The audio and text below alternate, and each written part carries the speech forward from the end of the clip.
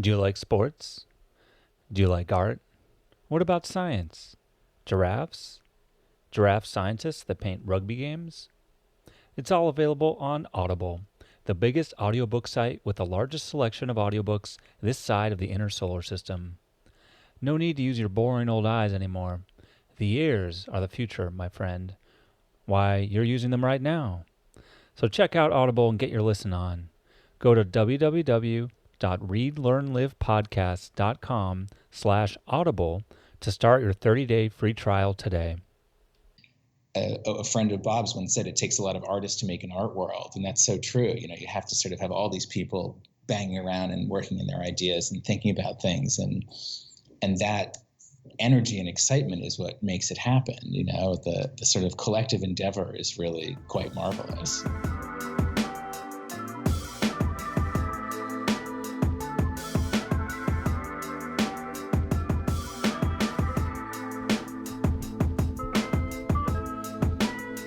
Hello and welcome to Read, Learn, Live, the podcast about improving yourself through literature. I'm your acclaimed host, John Monaster, and I'd like to welcome you to episode 49, the one where we celebrate 2018 being over. As always, if you have ideas for books you'd like to see featured or of authors you want to put me in touch with, you can reach me at jon@readlearnlivepodcast.com. Today, I'm delighted to have the opportunity to speak with author Jonathan Lippincott about his book, Robert Murray's Sculpture.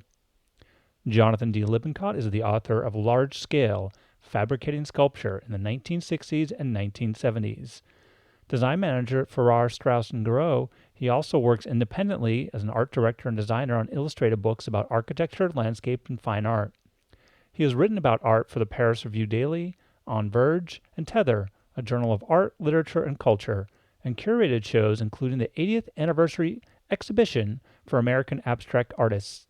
He lives in New York City, and I hope you enjoy our conversation as much as I did. All right, everyone. Hello and welcome to the Read, Learn, Live podcast. I'm your host, John Monaster, and I'm super excited to be here today with Jonathan Lippincott. Jonathan, say hello. Hello. Hello. Jonathan is here to talk about his book focused on the life and work of Robert Murray and Robert Murray's Sculpture, which is just coming out. Jonathan, when's the book coming out? It's officially on sale a week from today. Ooh, okay. Yes. That's exciting. Yes. Right on time. Yeah, right on time. So why don't we step back, and Jonathan, why don't you just talk a little bit about what this book is all about and what makes up the book? Sure. This is the first book on the work of Robert Murray, and that was part of my inspiration in creating it, that the work hadn't been fully documented before. So I wrote an introduction, which is an overview of his life and work. There's a long interview with the artist. That was one of the great things, is he's still alive and he's still making work. And so you can sort of have the direct experience of listening to him, how he thinks about his work and talks about it. And then there's photographs of about 200 of the sculptures that he's made since 1959 up to the current time now. And he's been very meticulous about documenting his work. So almost all the photographs are ones that he took himself.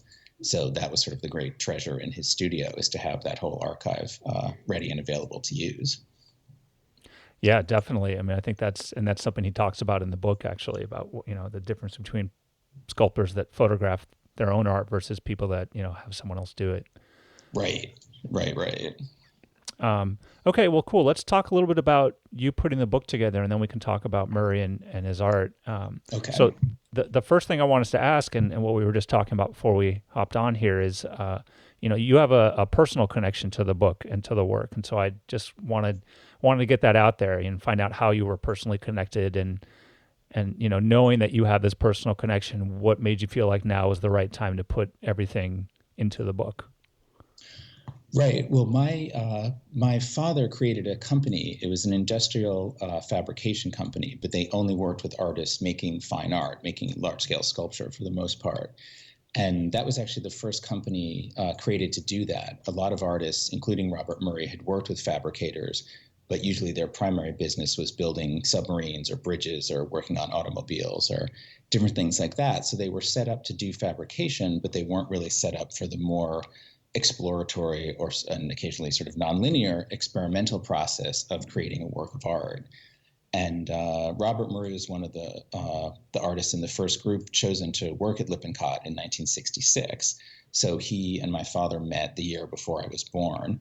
And I grew up watching Bob's work and all the work of these different artists and sort of totally immersed in something that was quite actually unusual and spectacular, but seemed normal to me because that's what I grew up looking at. And so I would go to the shop and see the sculptures underway, the sort of process and things like that as just part of my day-to-day experience. And I wrote a book about the company that came out in 2010 called Large Scale, and that covered about 35 of the artists who worked at the company over the years and had photographs of their work and a lot of pictures of them actually with the welders, with the painters, doing installations, sort of the more like the documentary film version rather than the finished headshots in a museum kind of a version.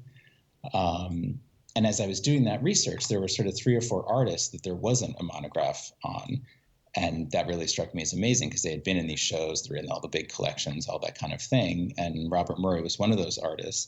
And he's still alive and well and teaching and making work. And he was teaching in New York at that time, about 2 blocks from my office. So we started having lunch and talking about the idea of doing a project together. And then when I went to visit him and saw his photo archive and got to see more of his work in person, I thought, God, this is really an incredible opportunity. And so it began. Yeah. That's a really great origin story, I think, and brings you much more connected to what's going on, especially the part about you kind of growing up with it, that being part of your everyday. I think it would give you a very interesting perspective. Definitely.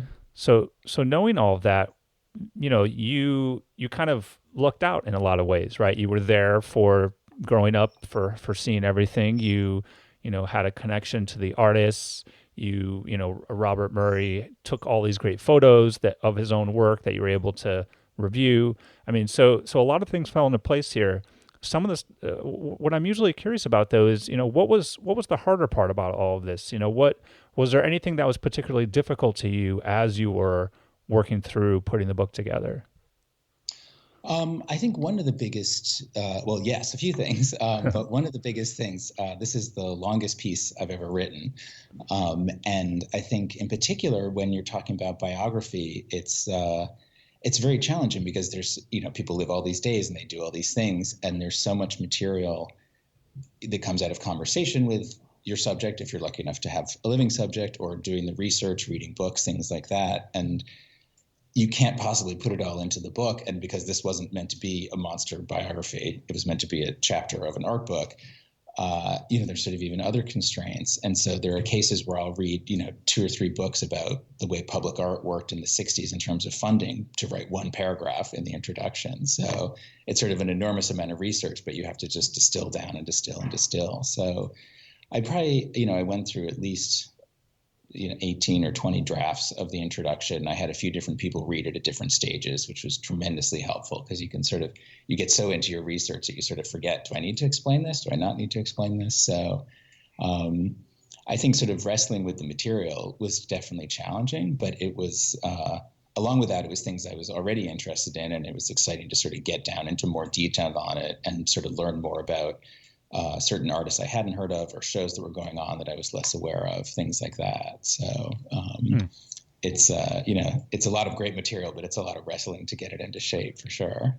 Yeah, totally. And that kind of leads into the next thing I wanted to ask was in terms of your photographs. I mean, so just, even after you tackled the interview and the transcription of that and the biography part that you wrote, then you had to kind of this daunting task. I can't even imagine how many photos you had to work with, where you had to sort of distill an entire artist's career into a book, into a certain number of photos and into a book. So I would be really curious to know how that process went. Was it you wanted to get, one shot of every major work you could think of, or, was there some way you categorize it, or how did you go about that process of starting with, an enormous amount of photos and getting to the ones you have in the book?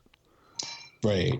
Well, and you bring up a really good point too of how artwork is organized. Do you try to do it thematically? Do you try to do it by sort of style of work or size of work or different things? And because I was trying to take on his whole entire career, which is about well, it's about 60 years now, actually, worth of work. I organized everything chronologically, partially because that was sort of the easiest way to do it. But I also felt like that way you would get to see the different evolutions that are happening through the different years. So, uh, I think most artists, there's sort of this notion that there's like this thing that they do and there's a theme that runs through their work, but there's actually many themes and those keep changing over time. And so the chronological order helps you really see that. In terms of actually choosing the specific photographs, you're absolutely right. There were thousands of pictures to choose from. And also, you have pictures of the work in the studio, you have pictures of the work at a show, you have pictures of the work in somebody's collection maybe, or at a gallery.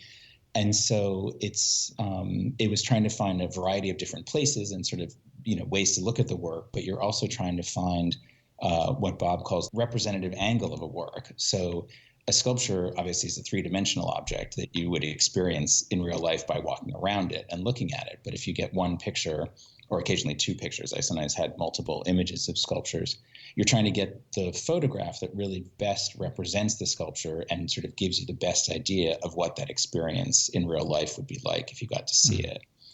So it was partially, initially it's sort of just like, okay, well, here's all the pictures of this sculpture, all the pictures of this sculpture. And then I would pick out my favorites, and then Bob and I would talk about them, and he might say, this is actually a better angle, or there was that show in Dayton in 79, you should get that picture, or things like that. And so it was sort of that back and forth, those conversations of me organizing the photos and looking at them and thinking about sort of the book related things that need to happen, and then talking to him, who obviously experienced it in real time, about, where was the best photograph taken? What's the best way to look at this sculpture? The best way to understand it? So I spent a lot of time at his studio with him, looking at photos, and I would, take envelopes full back and scan them and start working on the layout, and then I'd show him that. So it was nice. There was a real ongoing conversation as we sort of built the book. I mean, as the pieces all came together. Yeah, it sounds like it was really a collaborative effort, and that was really important to you to make sure that he was kind of on board with everything you were doing. Yeah, absolutely. And I felt, as I say, I mean, to me, it was the great opportunity that it was that he's still alive and I still can talk to him. There's so many artists who would be fun to write about, but they're not currently with us. And so the opportunity of having that direct conversation and trying to get the understanding of his work through his experience of it, as well as my own experience and my research and so on and so on. So yeah, that collaborative element is really exciting. And that was a fun way, when we're traveling and going to see work or talking about things in the studio, that was a fantastic education in and of itself. Yeah.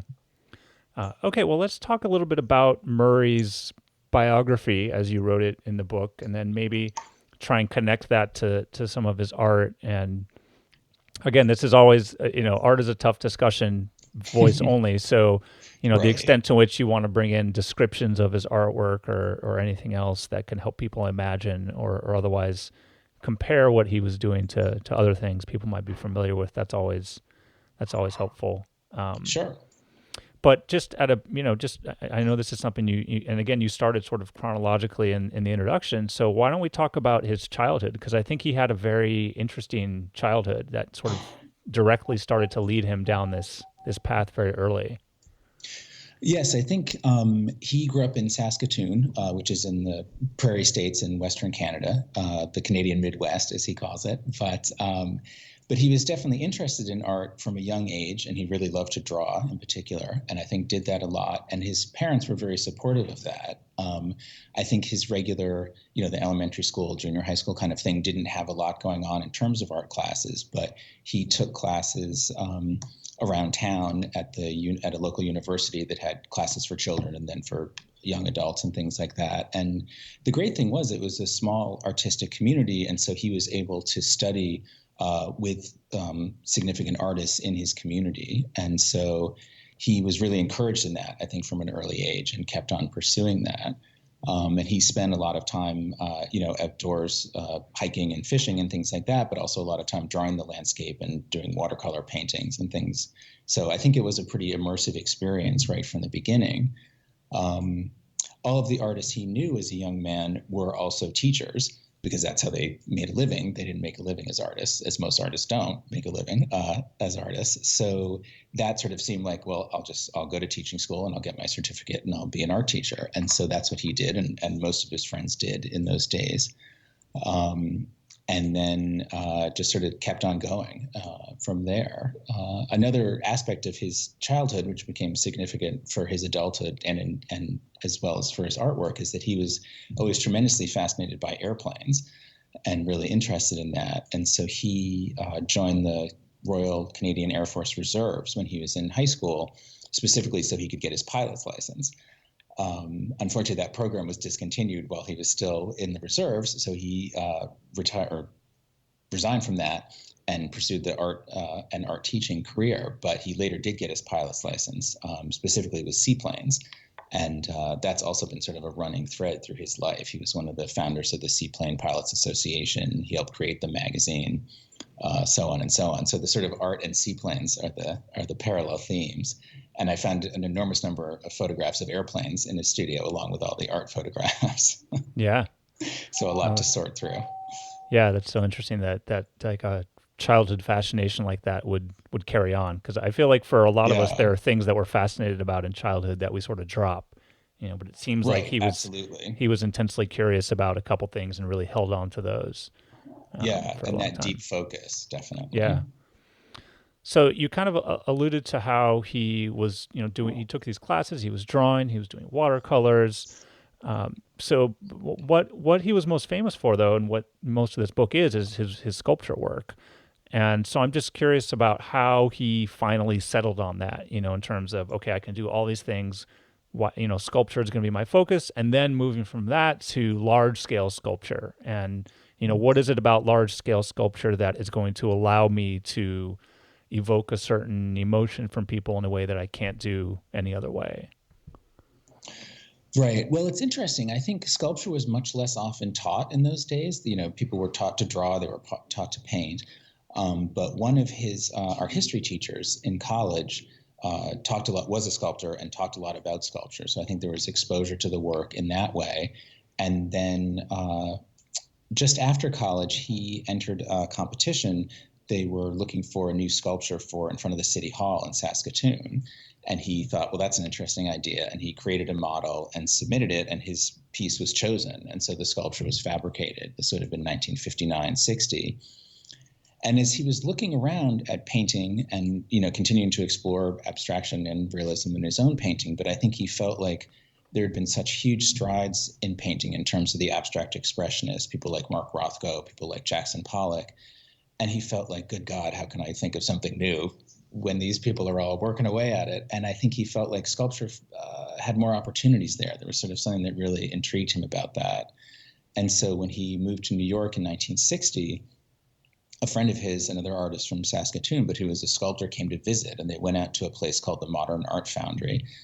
And that was a place that was a foundry, obviously, in cast sculpture. And so he started building models in plaster and casting them in bronze, and sort of did that for a few years and made half a dozen sculptures. And I think found that very interesting and sort of very educating, but ultimately decided that working with a fabricator, so working with cold metal and doing forming and things like that, offered more possibilities. And one of the big carryovers from his painting that he brought into sculpture, and really I think is a very important part of his sculpture, is his interest in color. Mm-hmm. At that point, if you're doing bronze casting, it's sort of either dark brown or black with the patinas. There weren't really many color opportunities. Whereas if you were building a sculpture out of aluminum or steel, you could use automotive paint. You could paint it any color you could imagine. And so I think that was very intriguing to him and very exciting. And I think that was one of the things that really got him going in the direction of the kind of sculpture he was making into the 60s and beyond.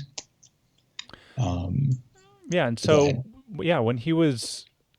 when he was doing all this, did you pick up on like a general theme for what he wanted people to get out of his work? I mean, what I'm trying to understand is what drove him as an artist to say, beyond just his, and it could just be his inner curiosity, but was there anything beyond his inner curiosity in terms of what he wanted people that were going to view the art to take away from that, and maybe how did that change over time? Right. I think a piece of it, I mean, I think he felt what was so amazing about the painters like Rothko and Jackson Pollock and de Kooning, Barnett Newman, was also an important influence we can talk about. But I think the scale of their paintings and the sort of immersive experience that the viewer can get in their paintings, when you're standing in front of it and you're sort of close up to it, you almost are inside this world of color, and in someone like Jackson Pollock, the motion and the gesture and sort of the strength of all that. And I think that sort of what I'd call a large scale experience was really intriguing. Hmm. Murray lived for about a year and a half in Mexico in the late 50s. He was studying at San Miguel de Allende at the Art Institute there. And he was very interested in mural painting. And so he traveled around. He went to Mexico City a few times, but to see work by Diego Rivera or Siqueiros or Orozco, I mean, they were doing these incredibly large scale public works that were really beautiful and really moving and very dynamic. And all of those artists had actually done work in New York City and around and about much earlier in the century. But I think that the sort of public scale of that was very exciting to him, and the it's a different experience in a gallery. It's not a tiny thing. It's not a tabletop object. It's a much more sort Right. of immersive experience. And I think that was very exciting. And as he progressed through the 60s and certainly beyond that, working at larger and larger scale and having more outdoor work happen really gave him the elbow room to create and to sort of explore all that. Yeah. So, later in life, he moved to New York, and you kind of talked about this figure Barney Newman, and it seems like he played a really integral role in Murray and the continuation of Murray's art. So maybe talk about Barney Newman and any of the other people that you felt were pretty integral to Murray's development, kind of as he got progressed as an artist. Sure. I would say Barnett Newman is definitely the most important. They met at a summer arts program called the Emma Lake Workshop, which was up in Canada, and they would have different artists come for 2 weeks. And these were workshops for specifically working artists, but they would be led by an artist from another place. And the idea was to bring in people from around the world who would sort of give different perspectives on things for the people who were local to Saskatoon. And so Bob and Barney got to be good friends at the workshop, and Bob showed him the model and the piece in progress for his first sculpture, which Newman thought was really intriguing. And so they sort of kept in touch by letters over the next year or so. And then when Bob moved to New York, they wound up spending a lot of time together.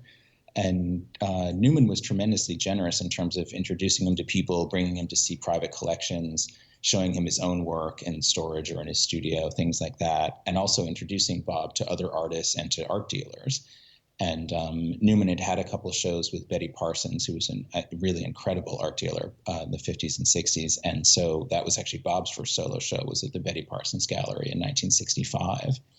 And I think it's sort of hard to remember now, but it was such a tiny community of people that once you're sort of meeting people and involved, and especially once you're showing or if you're teaching and you're meeting people that way, you sort of become part of the community and work your way into it and see, what people are up to and what they're thinking about. And so I think that was all incredibly inspiring and exciting at Yeah. that time. And it was a very dynamic, I mean, there were huge changes going on in the art world at that point in terms of what people were making. And then the National Endowment of the Arts was founded in 65. And so that started providing funding for doing, for public buildings to have art collections, for there to be large scale sculptures in front of public buildings, as well as paintings inside. And so there was sort of a great energy around the art world at that time that he was fortunate to be a part of. Right. And do you feel like there's a kind of a noticeable shift in the art he was making as that was happening versus, like, is there kind of a delineating line from, oh, now I'm immersed in this New York art world, I mean, new people, there's the NEA stuff happening where things really started to shift? Or do you feel like kind of what he was done as what his production was kind of a more consistent evolution over time? Um, I think the 60s for him was a lot of exploration. I mean, you can sort of see in the photographs in the book, there's sort of several different threads that he was pursuing. I mean, there was the first few years where he's doing cast work, then he switched to fabricated work, and he was sort of exploring a couple different ideas. Some of them, I think, relate in some ways to the kind of color field painting that was happening at that time. People like Kenneth Nolan or Helen Frankenthaler. Others were more of a minimalist statement, a little bit more like Donald Judd or Robert Morris or Dan Flavin. But each of those people was doing work that was very different from each of the other people. And so it's this funny thing. And he and I talked about this, the art historians all come up with these groups. It's like, oh, these are the minimalists and these are the color field theory. But the artists all think that's complete nonsense. And they all think, no, I'm doing my own work and they're doing something else. So but I think that whole mix of activity was really exciting. And I think one of the things that came out of that work of the 60s was his fascination with the process of fabrication and of working with fabricators to build his work and sort of the possibilities of forming the metal, exploring different kinds of paint and different kinds of color and things like that. And I think that became the thread that runs through a lot of his work of the 70s, is really pushing the possibilities of form. So they've become these incredibly, from something that's much more geometric and rectilinear, becoming very non-geometric and sort of billowing and floating and folding and almost like origami, but working with steel and aluminum. So they look sort of effortless and light and delicate when you see the sculptures, but the actual physical reality of doing that kind of forming and manipulation is really quite complicated. And I think that's something that excited him, and that was something he really pursued tremendously successfully. Yeah, and so would that be where Lippincott Inks comes in to be able to help create that sort of complicated fabrications? That was definitely a piece of it, because he worked with other excellent fabricators before that. There was a shop here in New York City called Tritel Gratz, which actually primarily was a furniture builder. They built a lot of the Knoll office furniture. It's all that great like formed tubular furniture. And he worked with a couple other places and I think felt that they were very good at what they did. But the challenge in those places was always that they were building furniture, or they were building a submarine or whatever, and they really weren't set up to have an artist on the floor talking to the welders, maybe doing some of the work himself and really being involved in the process. It was much more, drop off your plans, we'll call you when you should come back.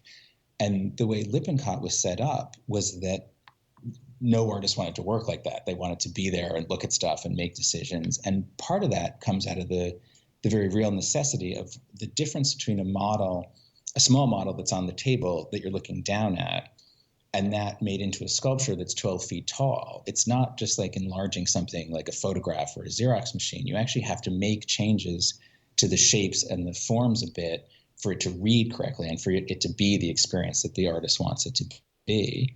And I think especially initially, the artist didn't fully know how that was going to work either. So it really was a mutual experimentation project where they really had to, put something together, or they'd mock up part of it and then make some decisions. And so I think that was tremendously exciting for all of those artists. I mean, Louise Nevelson spent a lot of time there, Claus Oldenburg, Ellsworth Kelly. And I think for Bob too, that opportunity to be very involved in the process and sort of make some of those decisions on the fly, sort of see what something looks like and maybe bend it a little further, maybe take it back a bit. I think that real collaboration was tremendously exciting for them. And that really wasn't possible in most shops just because they weren't set up. I mean, that's a tricky thing to do. It's a different setup entirely. So, yeah. And one of the things that I was surprised by was really how early Murray started to get commissioned work. I mean, I think his first commissioned work was in high school or college, or really early. Right after college. Yeah, it was very early, definitely. Very early. So, he was successful at a young age. And so just curious about if you were able to notice a difference between his commissioned work and then the sort of non-commissioned art that he was just able to create, and whether that's kind of a normal thing for most artists, or, if his popularity allowed him to kind of create more what he wanted and as opposed to what the people commissioning wanted. That's actually a very good question. The commissions, I think one of the things the commissions allowed for is that you sort of, you knew how much money was available up front, you knew where the piece was going to go. And so you could really think about like, okay, well, in this, plaza in front of this building, I've got these kinds of spaces, I've got these kinds of challenges. And so you can make something sort of that you feel really activates that space and will be really successful in that space.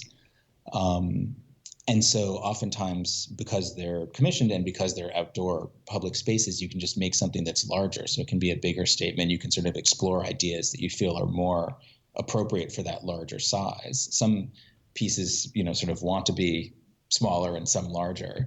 Um, I think there's not a huge difference between those different works, but I think sort of the opportunities that are available because of them are different. And so he, it was amazing what the NEA used to be. They provided so many opportunities and at so many different scales. There was a program called the 1% for Art programs that basically any community in the United States could decide, oh, we'd like a piece of artwork for our school or our town hall or our park.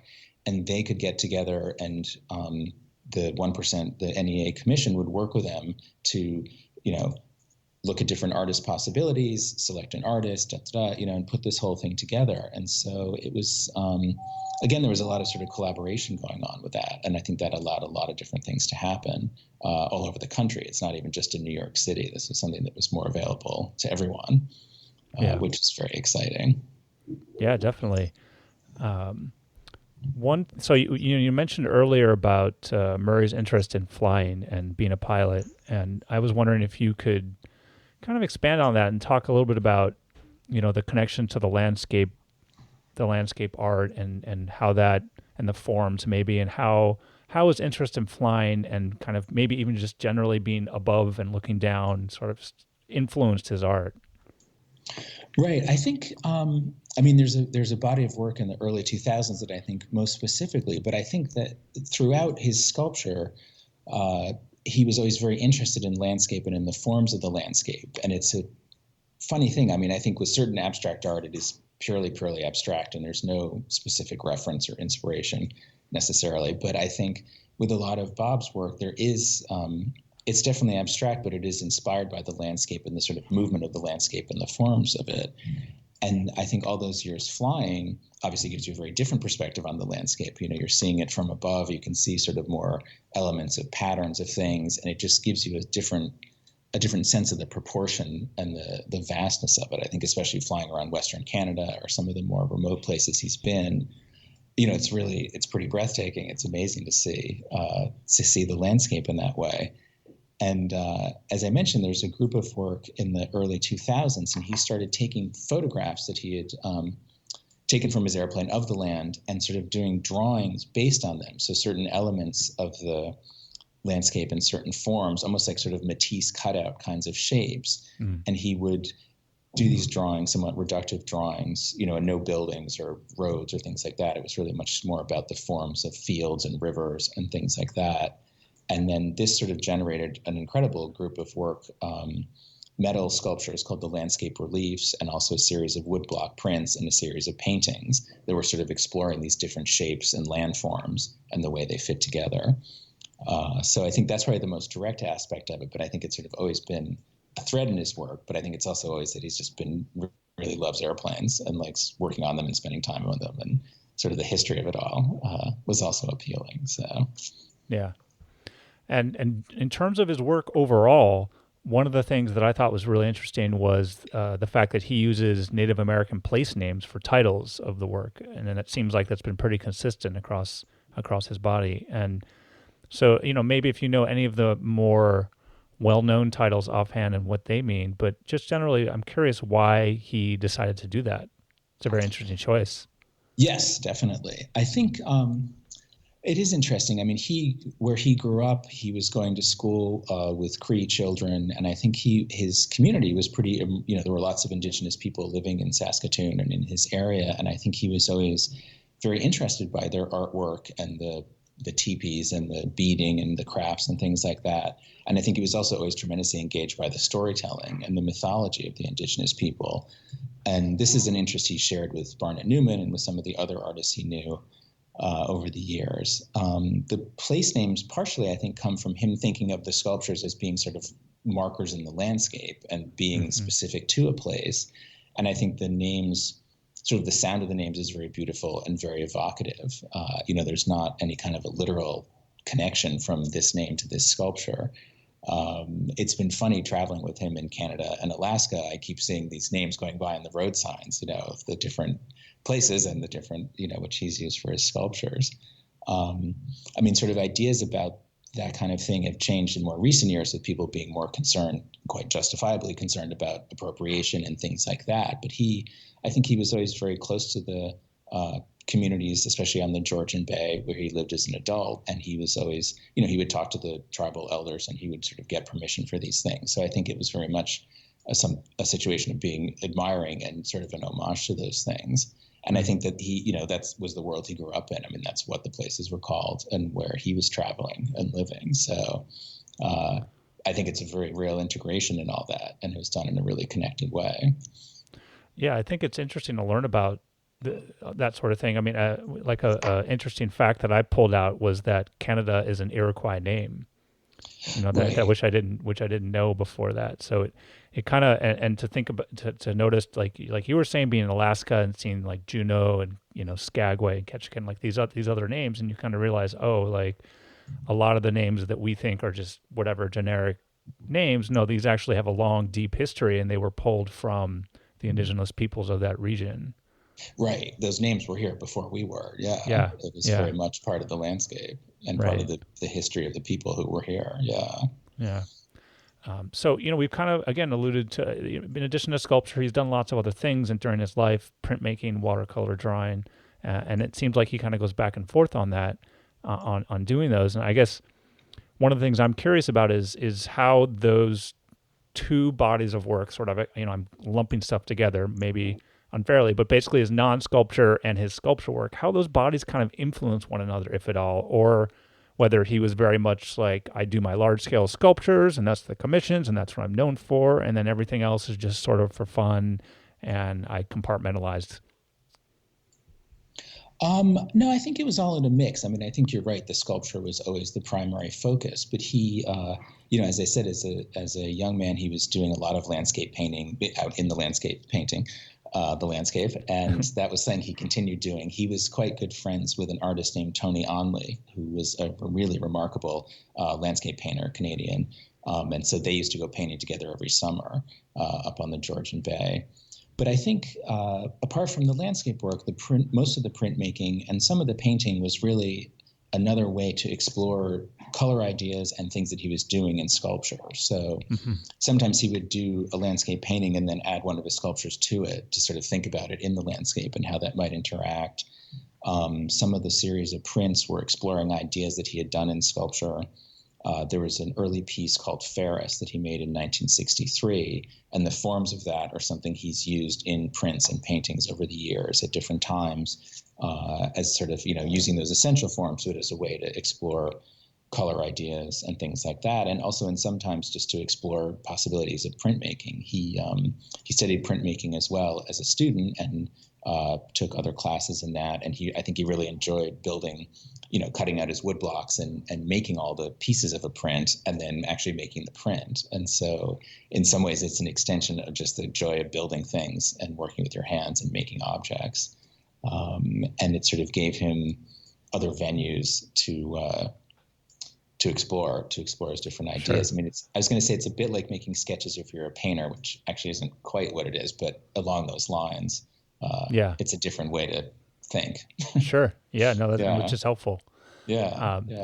And one of the things that, again, is very impressive to me is, not only is he still alive, he's sort of thriving. He's creating art, he's teaching, he's seemingly doing very well. He collaborated with you on this book. So I guess, one of the, he picked up teaching a while ago, you mentioned, because he thought that was the only way he would, make money, and that's just kind of what everyone else did as an artist. He probably doesn't need to do that now, just to guess. He's doing very well for himself, it seems. So, do you have a sense of, where he's taught that's been kind of most notable, and what that's led to, and what some of his students are up to, and why he really continues to teach for so long? Why is that so important?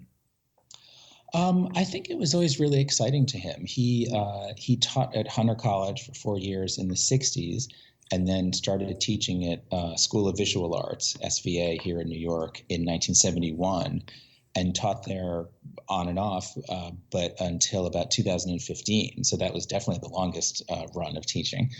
And I think he really enjoyed it. I think, it was a chance to see his other friends who were teachers and see what they were up to, the different artists. But I think he was also excited and interested in what the students were doing and sort of what their take on thing was. And what was exciting to them, what kind of materials they were using. So I think it was sort of all part of that conversation of being an artist and that community of being an artist that was really exciting. He's doing a bit less of it now, and I mean, even at the best of times, teaching wasn't the most financially exciting thing in the world. But I think the interest factor of it and the creative conversation factor of it was really great. Another thing he did a hell of a lot of, and all artists used to do this more because schools used to fund it much more, but they used to have visiting artist gigs all the time. Mm-hmm. So they would have an artist come for 2 days or 3 days or a week or 2 weeks, and they'd stay at the school and they'd hang out with the professor and they'd do critiques and visit with the students and, see the local museum or whatever. But I think that also was a really marvelous aspect of the art world in a way that people traveled around and saw other artists and met other people and things like that. And as I say, the schools used to be really great about that. And there was a really remarkable man, Irving Sandler, who was a big art writer and critic. He just passed away this year, I think at 94 or 96 or something. He was phenomenal. But he, in addition to his amazing amount of writing, he also organized different programs for all the SUNY schools, the State University of New York schools, to have different artists from New York go all over the state and visit the different schools and give classes or give critiques or things like that. So I think that was sort of an aspect of what was really just a super dynamic community who loved to talk and who loved to go see work and, drink some beer and travel around. So right. It was a nice collective project. So really one of my last questions in terms of the main question here is question set is how would you describe your favorite Murray piece to someone that had never seen his art? And this is all it's difficult to obviously talk about, but if you had to try and sum up a piece of his that you really enjoyed, what would you tell someone? I think one thing that's fun to think about when you're looking at his work is what your experience of seeing is really about. And what I mean by that is you walk into the gallery or you walk into the museum and there's a sculpture and you think, oh, there's a blue sculpture. But as you get closer to it, you realize that the places where the light hits it, it's much warmer and lighter blue. And maybe the underside is a bit more purple or darker blue or black. And as you move around it, that experience continues to change, the way the shadows change on the piece, the way the planes of it overlap. If there are curved elements, the way those curves are different depending on what angle you're looking at. And so there's a real, you're enjoying the piece and you're sort of thinking it's a wonderful color or it's interesting shapes or thinking about how maybe it relates to a landscape or to architecture or wherever your mind is going with that. But also just it makes you aware of your own physical size and presence and the physical experience of seeing as you're interacting with this sculpture. And this is a bit of a tangent, but I think it sort of reiterates the importance of actually seeing artwork in person. You can see so many photographs or slides in school or lectures, whatever, magazines, but until you're really with the piece, you don't know what size it is and what color it is, and that the physical reality of it is so exciting. And that's what always makes it so great going to museums and traveling around seeing work. But I think his sense of color and the way he deploys that and his sort of the exuberance of the way he manipulates the metal and can make things happen is always really exciting. Worth a visit. Yeah. So just to kind of wrap everything up, we've talked about a lot today in terms of what Murray's life is like and everything he's done.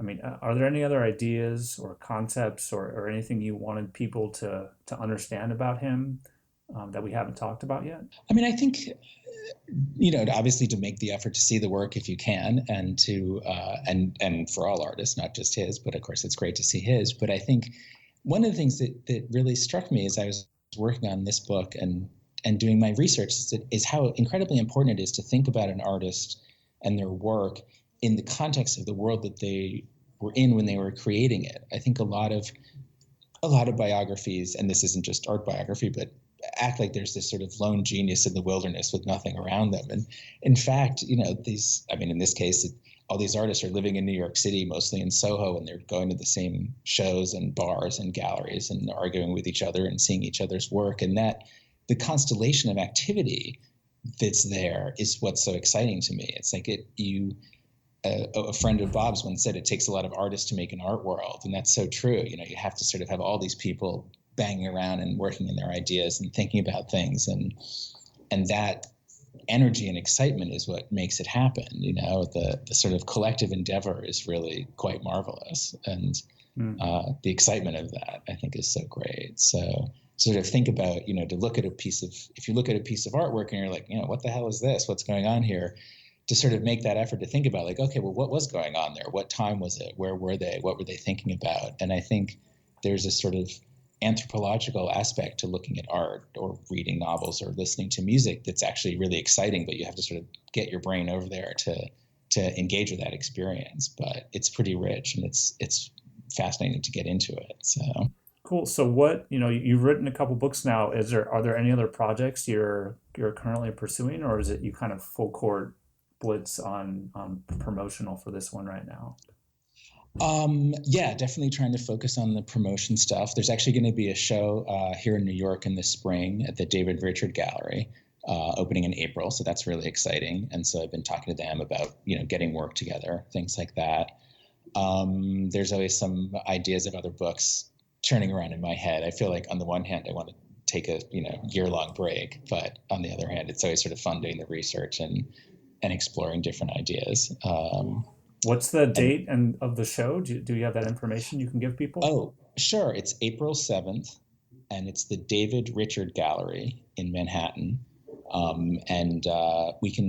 can give people, the website is Robert Murray Sculpture, and I'll just keep posting events on that as I'm doing readings. And I'm hoping Bob and I are going to do sort of an in conversation thing at the 92nd Street Y in May. So sort of slowly teeing up the events for this, but it's fun to get him talking. Yeah, definitely. Well, you're great at that because you saw that whole interview in the book. Really opened up a lot. Yeah, cool. That was great fun. Yeah, cool. All right. Well, let's get to the Thunder Round then. Let's wrap it up here. I love asking a couple quick questions just to get to know you a little bit better. Okay.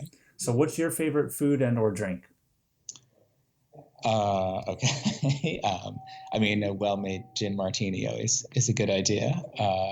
But I do like to cook a lot. I mean, just different, baking bread or roast chickens or cookies, different things like that. I worked as a dessert baker a long time ago, so really, I didn't like restaurant life, but the cooking was always fun. So I just cook for my friends. Okay, all right. I know whose house to go to for next Christmas. Yes, definitely. All the treats. Where's your favorite place you've ever been? Wow, there's a lot of good choices there. I spent a week in Rome years ago. Friends of mine were actually at the American Academy in Rome, which is like the greatest place in the world. But I would usually just see them for dinner, so I'd get up early every morning and just start walking. And there was so much to see just walking down the streets. The incredible fountains and the ancient architecture and just the kind of endless gorgeousness of the city. And then you can just walk into a church and see Caravaggio paintings. And I mean, I went to museums too, but just the day-to-day walking around life is so spectacular. So that was really a treat. I think about that a lot. Yeah, agreed. I've been. It's amazing. It's incredible. Cool. So last question. If you could wave a magic wand and change any one thing, what would it be and why?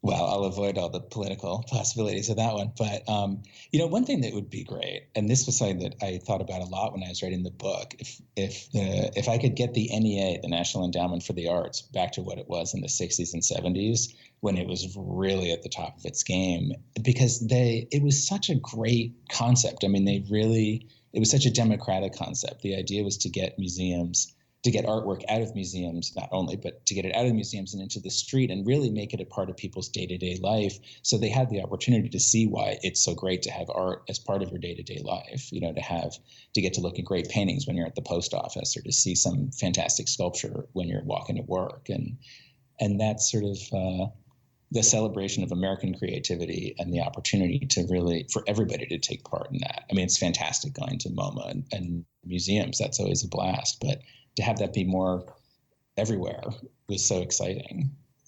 Yeah, no, that's a good point. Yeah. Someday. Yes, hopefully.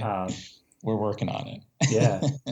All right. Well, thanks so much. Today I've got a great opportunity to speak with Jonathan Lippincott about his book, Robert Murray Sculpture, the website robertmurraysculpture.com. If you're in New York City, you can go check out the opening event in April or in March. April. April, April and then 7th. in May, maybe at April 7th, and May at the 92nd Street Y. So pay attention to that. Jonathan, thanks so much for talking. This was great. Yeah, thanks very much. That's excellent. Thanks so much for listening to this episode of Read, Learn, Live. If you liked it, tell a friend and subscribe on iTunes and Google Play. If you hated it, tell a friend and subscribe on iTunes and Google Play. And so it goes.